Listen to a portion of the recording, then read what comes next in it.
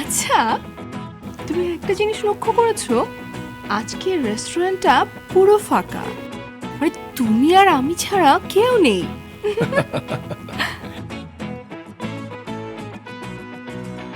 খুবই অদ্ভুত, তাই না?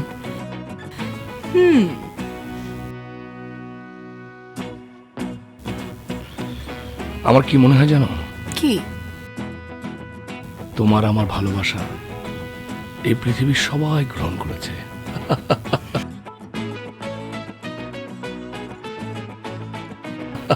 মানে? মানে কিচ্ছু না, এমনি।